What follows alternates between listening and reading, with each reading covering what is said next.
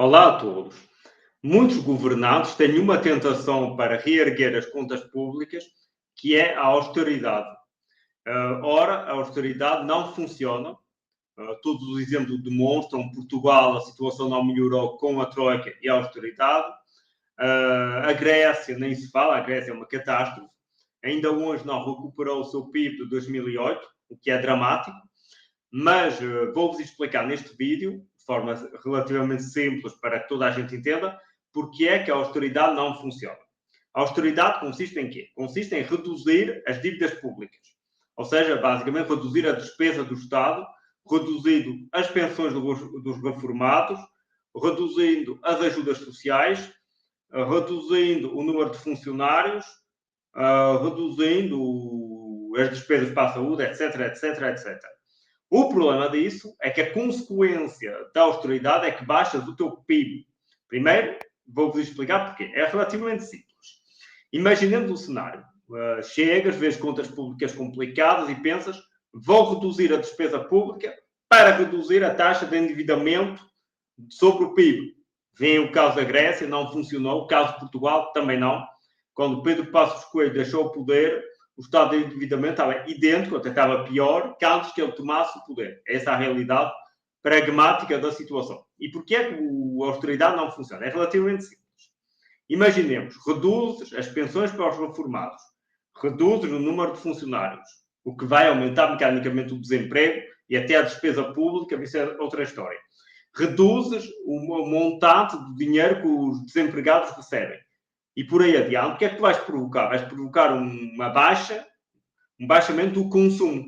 Porque é lógico, as pessoas ganhando menos, mecanicamente vão gastar menos. Ora, se gastarem menos, o que é que acontece?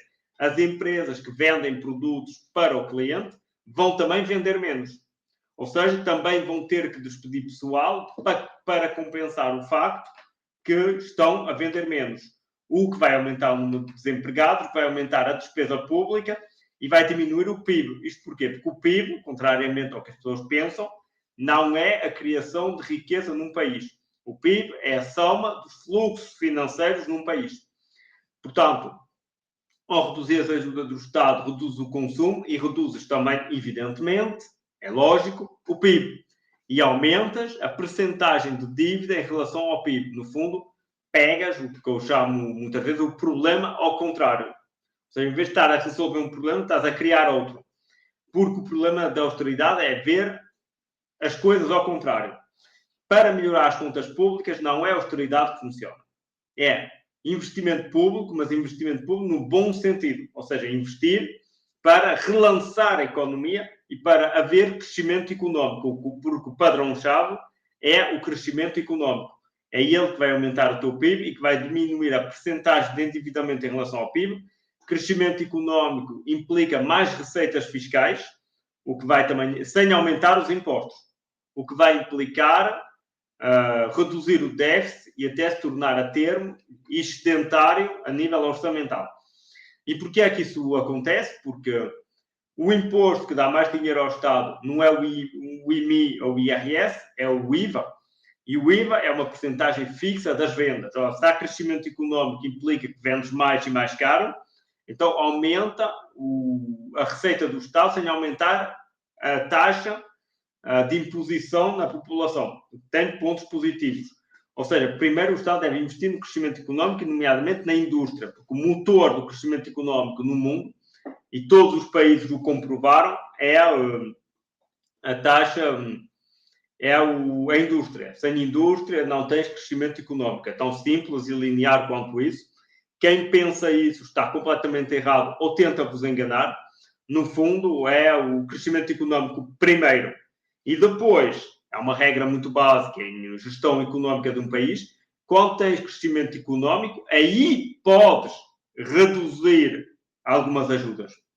Porque as pessoas já não precisam dessas ajudas. Por exemplo, havendo crescimento económico, já tens mecanicamente menos desempregados. Menos desempregados implica, o Estado gasta menos para pagar o desemprego às pessoas. Segundo, essas pessoas estão a trabalhar, ou seja, estão a descontar para o orçamento do país. Ou seja, aumentas a receita do país sem aumentar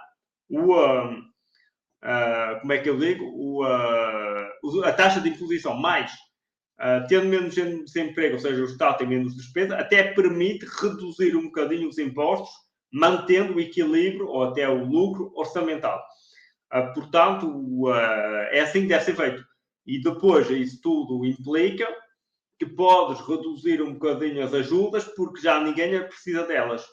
E aumentas o número de utilizadores contributivos, ou seja, que descontam para, ou seja, podes melhorar a educação, a saúde. Ou seja, o problema é pegado ao contrário. Aí alguns dirão, e evidentemente tratar de industrializar Portugal. E alguns dirão, mas então, se isso faz sentido, por que é que os governos não fazem? Não fazem por uma razão muito simples e linear. Há que entender que um primeiro-ministro em Portugal é eleito para 4 anos. Ou seja, é um lapso de tempo muito curto. E como disse uma vez um político muito bem colocado na política francesa, que me tinha dito, Humberto, nosso objetivo não é ajudar o povo ou servir o povo, ou amar e servir o povo, não. O nosso objetivo é ganhar as próximas eleições. Por isso é que os polícias tomam medidas de curto prazo para ganhar a próxima eleição. Ora, como acabei de vos mencionar, relançar a economia, relançar a indústria e por aí adiante, são medidas de longo prazo que implicam 10 a 15 anos de trabalho. Ora, ninguém quer ter 10 ou 15 anos de trabalho. Para dar resultados, porque é que não fazem isso?